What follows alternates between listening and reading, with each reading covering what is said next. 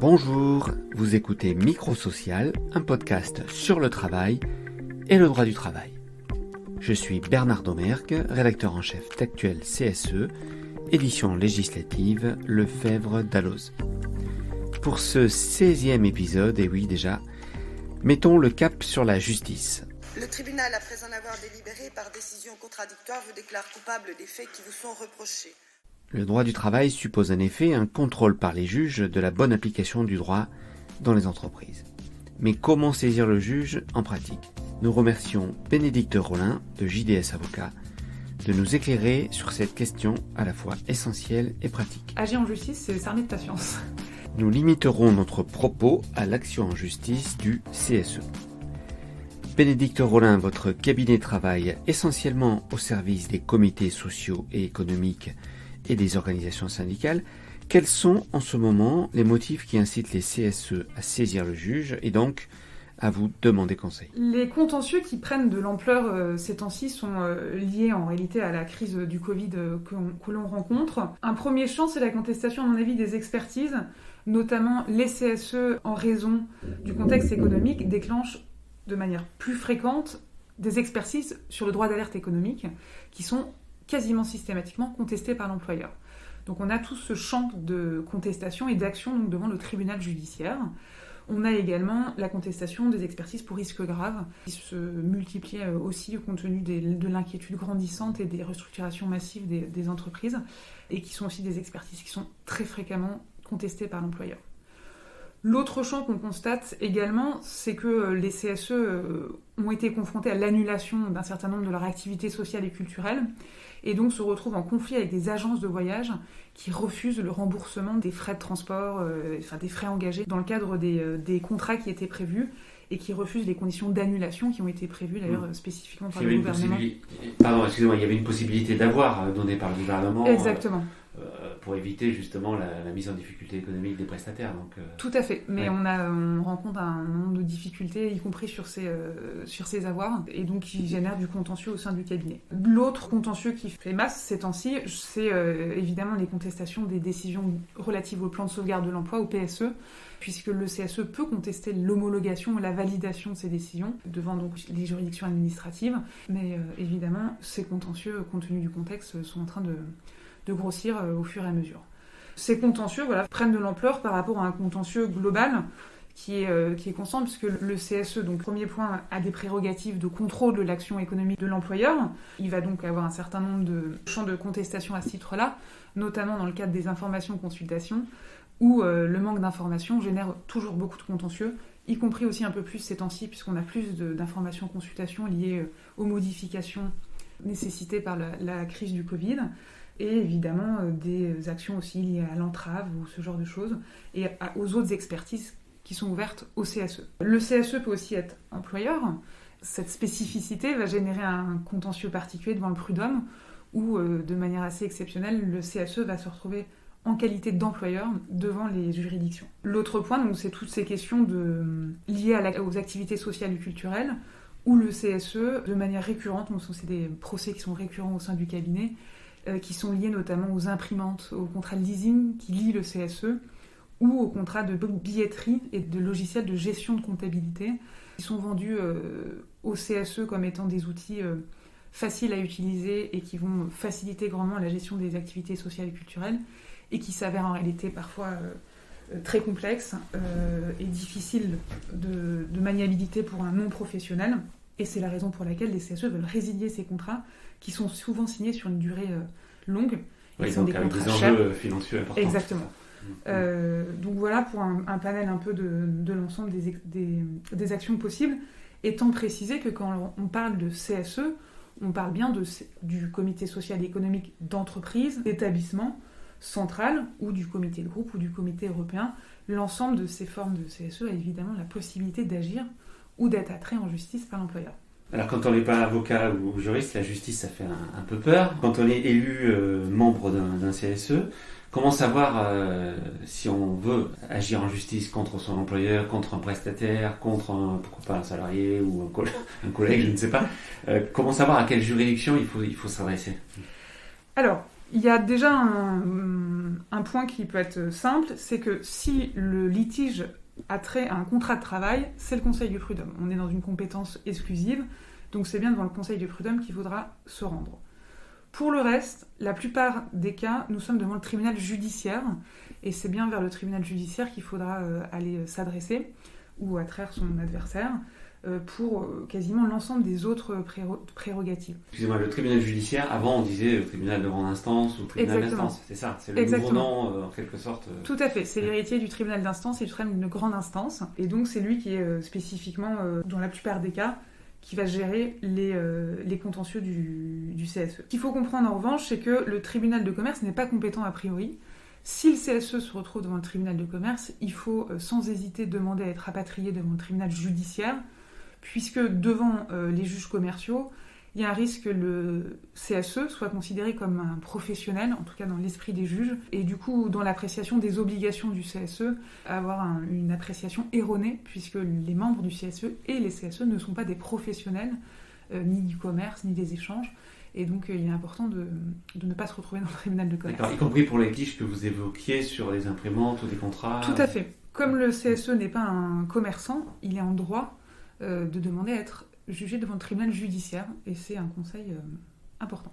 D'accord, donc il faut s'adresser à la juridiction, donc plutôt en général le tribunal judiciaire, du lieu j'imagine, du siège de l'entreprise ou du... Exactement, du lieu du siège du CSE, qui est en réalité souvent celui du siège de l'entreprise. Est-ce que n'importe quel élu du CSE peut agir ?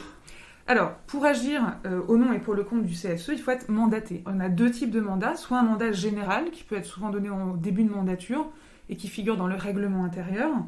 Le mandat est en général donné au secrétaire, ce n'est pas une obligation, ça peut être le trésorier aussi, c'est souvent le secrétaire. Et donc on va désigner le secrétaire pour représenter le CSE sur toutes les procédures. Ça, c'est une option. La deuxième option, qui est en réalité la plus commune à mon avis, c'est au cas par cas, en fonction des litiges qui se présentent, désigner un membre du CSE pour représenter l'instance devant les juridictions. Il faut savoir que ce n'est pas nécessairement le secrétaire, ça peut être n'importe quel membre du CSE, mais il faut que ça soit un membre du CSE et pas une personne extérieure comme son comptable, par exemple, ça a été jugé, ne peut pas représenter le CSE, il faut bien que ça soit un membre.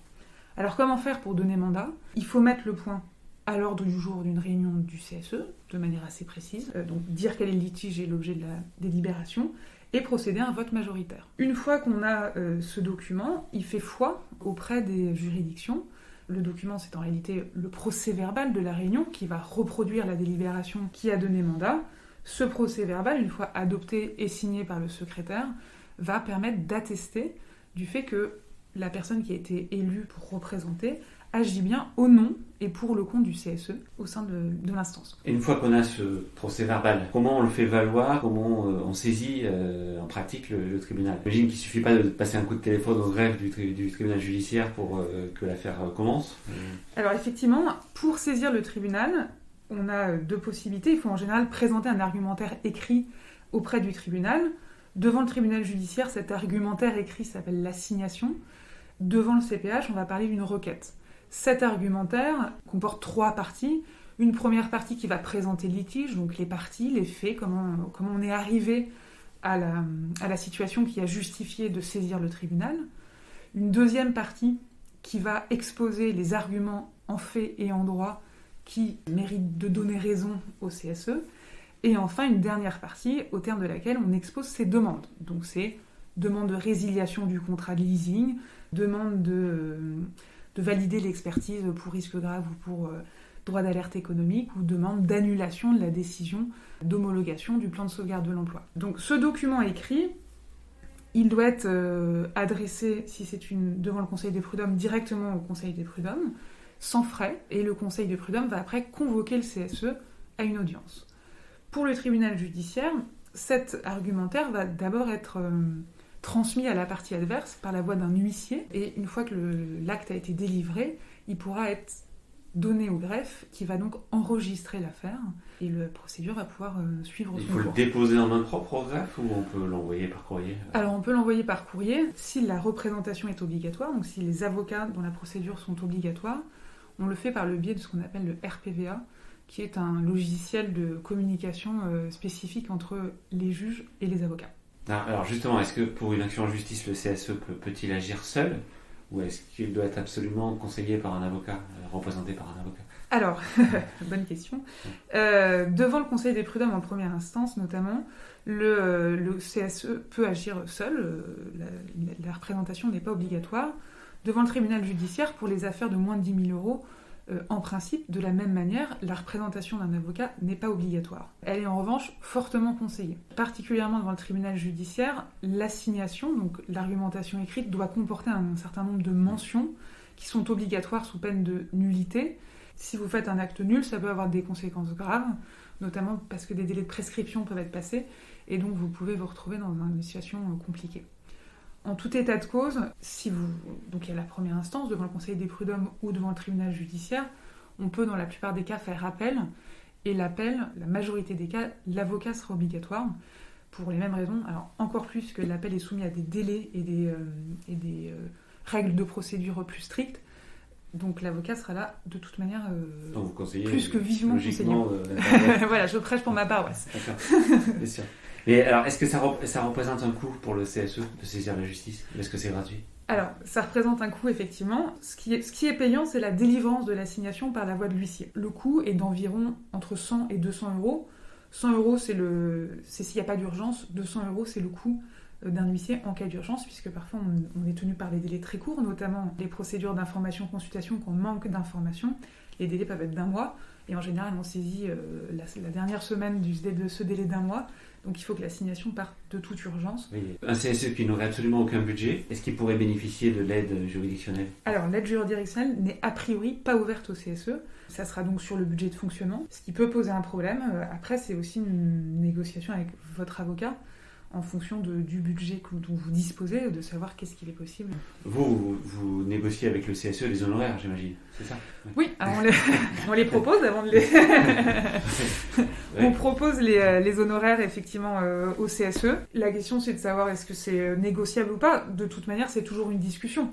Et la discussion, elle se fait des deux côtés, c'est-à-dire que rédiger une assignation, c'est du temps, c'est du travail. Et l'avocat ne peut pas travailler forcément gratuitement, voilà. Après, il doit aussi prendre en compte, c'est dans nos obligations déontologiques, la fortune de son client pour fixer ses honoraires. Donc il faut, de toute manière, je pense, ne pas avoir peur de poser la question et de négocier. Après, ça sera oui ou ça sera non, mais en tout cas, il n'y a pas de raison d'avoir peur d'aborder cette question. Il n'y a pas un barème qui existe Non, c'est vraiment en fonction du client et de la complexité du dossier, puisque évidemment, les dossiers n'ont pas une complexité égale, du tout. Est-ce qu'on peut changer d'avocat en cours de procédure? Oui. De toute manière, sur cette question, je pense qu'il faut avoir en tête que la relation entre un client et son avocat, donc ici entre le CSE et l'avocat, le représentant du CSE, doit être une relation de confiance. Vous ne faites pas confiance à votre avocat, de toute manière, il n'y a rien de bon qui en sortira. C'est rare, mais cette confiance, elle peut être rompue. En général, la confiance, vous l'avez au début, il n'y a pas de raison. Ça, faut prendre le temps de choisir au début. Si d'aventure, il y a eu un événement qui vous fait perdre confiance dans votre avocat, vous pouvez en changer sans problème. Vous avez l'absolue liberté du choix de votre avocat. Après, il y a des moments où c'est plus ou moins opportun. C'est-à-dire que si vous changez d'avocat une semaine avant la plaidoirie, votre avocat peut être très bon, le nouveau, mais il y a un temps de connaissance du dossier qui est risqué. Vous faites un choix risqué. Alors, à partir du moment où la justice est effectivement saisie par le CSE ou par l'avocat du CSE, ouais. Est-ce qu'on sait combien de temps il faut attendre pour avoir une audience et donc un jugement qui va intervenir? Est-ce qu'on a une idée des délais Alors, ça, c'est une très bonne question qui est récurrente. Si vous saisissez en référé, donc qui est une procédure d'urgence, vous aurez la date d'audience dès le début, sauf renvoi, mais si tout le monde est diligent, a priori, la date d'audience, vous l'avez dès le début. Pour les autres procédures, donc qui sont des procédures au fond, notamment devant le tribunal judiciaire, vous n'aurez pas la date immédiatement, puisqu'on a ce qu'on appelle une procédure de mise en état, qui est une mise en état de l'affaire. Et donc, en réalité, au début, vous allez avoir des audiences de mise en état, qui sont ce qu'on appelle des audiences de procédure, qui vont permettre aux parties d'échanger leurs conclusions et leurs arguments, ce qui peut prendre en général, les délais sont malheureusement longs, qui n'a pas été arrangé par le Covid. Donc vous pouvez avoir la date d'audience 8 mois, entre 8 mois et 14 mois après avoir saisi le tribunal, ce qui est effectivement très long. Et ce qui n'est pas forcément toujours compréhensible du fait de ne pas avoir cette date butoir par les parties, mais c'est le fonctionnement des tribunaux et donc ça, on ne peut rien faire. Pour le Conseil des prud'hommes, vous aurez les dates plus rapidement. Alors, vous aurez les dates rapidement, mais pas l'audience rapidement. Le Conseil des prud'hommes, dès que vous saisissez, enfin très rapidement, vous avez 1 mois ou 1 mois et demi après, vous allez avoir la date de l'audience du bureau de conciliation et d'orientation qui va essayer de concilier les parties. Et à l'issue de cette audience, vous aurez immédiatement la date du bureau de jugement où l'affaire sera plaidée. Les dates, vous les avez rapidement. Malheureusement, les dates sont très lointaines. Dans certains conseils, ça peut Exactement. être, actuellement, 6 mois, 1 an devant le Conseil de prud'homme de Nanterre, c'est actuellement en 2023, fin 2023. 2023. Exactement. Après, c'est vrai que tout au long de procédure, les clients nous appellent régulièrement en nous demandant mais qu'est-ce qui se passe en fait ? Pourquoi c'est aussi long ? Oui. Et on est désarmés en leur disant on ne peut rien faire, rien n'est possible pour accélérer. C'est malheureusement la traduction concrète du manque de moyens et de magistrats. En même temps, pendant ce temps-là, il se passe quand même des choses. Alors il y a des échanges effectivement d'écriture, hein, mais les délais pourraient être s'il y avait plus de juges, ça serait beaucoup plus réduit. Vous parliez du référé. Le référé, c'est quand même réservé à certains types d'affaires. Oui, alors c'est réservé à des affaires qui sont urgentes. Cette condition d'urgence est réellement appréciée par les juges, donc si vous y allez et que vous n'avez pas d'urgence, vous serez débouté, donc on dira que vous n'avez rien à faire en référé, et vous serez renvoyé sur les procédures au fond. Donc là, vous aurez perdu, en pensant aller plus vite, vous aurez perdu un temps précieux, voire entre peut-être 6 mois. C'est effectivement des procédures qui sont réservées à des cas d'urgence, ou à des cas où les droits du CSE seraient en péril. Il faut juger le plus rapidement possible pour mettre fin aux troubles qui est en jeu. Un CSE donc, qui agit en justice, donc qui a une date, qui finit par avoir une date d'audience même éloignée, est-ce qu'il doit prévoir d'y consacrer quand même un certain temps ? Comment optimiser ça du point de vue du CSE ? La personne qui va agir, et est-ce qu'elle doit prévoir des réunions régulières avec son avocat Alors, il y a une réunion du début pour avoir une vision d'ensemble et une connaissance du contexte et des enjeux qui motivent l'action. Il y aura ensuite une deuxième étape importante, c'est la rédaction donc, de l'argumentaire, où il y aura un temps de correction de la personne mandatée par le CSE. Les corrections, elles portent notamment sur les faits, c'est-à-dire que l'avocat connaît mieux le droit, mais les faits, il n'était pas là. C'est aussi les clients qui apportent leur éclairage, et les faits sont tout aussi importants que le droit. Donc il est important d'être précis et complet sur ces questions. Il y aura un deuxième temps, c'est la réception de l'argumentaire de l'employeur, où là aussi les observations du client, donc de la personne mandatée, mais qui va aussi faire part de ses questions aux autres membres, pour avoir un éclairage donc, sur les réponses à donner à l'argumentaire de l'employeur. Et ensuite, c'est toujours préférable d'être là, ce n'est pas une obligation. Il y a évidemment le temps de la plaidoirie, où la personne désignée par le CSE peut évidemment... Enfin, l'ensemble d'ailleurs des membres du CSE pourrait venir, puisque les audiences sont publiques, mais en général, c'est la personne mandatée par le CSE qui est présente à l'audience et qui fait ensuite un compte-rendu aux autres membres. Et qui peut être amené à intervenir à la demande du juge ou du président de Oui, l'audience. il peut être... alors, pour le coup, là, c'est seule la personne qui est mandatée par le CSE qui peut intervenir, puisque c'est lui qui représente le CSE. Il peut être appelé à intervenir à l'oral, c'est très rare. Une fois que donc, l'audience a eu lieu, donc le jugement intervient tout de suite à l'audience, enfin à la fin de l'audience, où il y a une forme de délibéré, et donc la solution est rendue plusieurs semaines, voire plusieurs mois après. Comment ça se passe ? Alors, effectivement, à l'issue des plaidoiries, la décision n'est plus rendue, comme on dit, sur le siège. Ça n'arrive quasiment jamais. Il y a donc un délai qui s'appelle le délibéré, durant lequel le juge va étudier le dossier et rendre sa décision. Les délibérés sont eux aussi de plus en plus longs. On a en général la décision entre 1 mois et 3 mois à l'issue de l'audience de plaidoirie. Agir en justice, c'est s'armer de patience. Ça fait partie maintenant entièrement de l'action. Ça va arriver, mais il faut être patient puisque les délais sont très longs. Oui, donc c'est aussi à appréhender dans la décision ou pas de saisir le juge. Tout à fait. Ouais. Alors c'est vrai que c'est d'autant plus dur pour les particuliers, ça l'est un peu moins pour le CSE, je trouve, d'attendre, mais c'est quand même... ça dépend des questions, il y a des questions qui sont très urgentes. Hein. Moi j'avais un CSE qui avait des problèmes de budget sous-estimés, mais de manière très importante, et en fait ça a duré un temps infini. Concrètement, ça pesait sur leur mission de ne pas avoir de budget, les budgets attendus et qui était sans Oui. nul doute due. Petite parenthèse, on peut penser qu'avec les difficultés qui entraînent peut-être des PSE ou même l'activité partielle, les budgets vont être sans doute réduits. Donc, Tout à fait. Est-ce qu'il y aura peut-être des contentieux liés à ça Vous en avez déjà? Non, j'en ai Non, pas, on n'en a pas encore. encore eu. Ouais. Ça viendra certainement. Mais effectivement, toute cette crise va impacter à la baisse les budgets des CSE.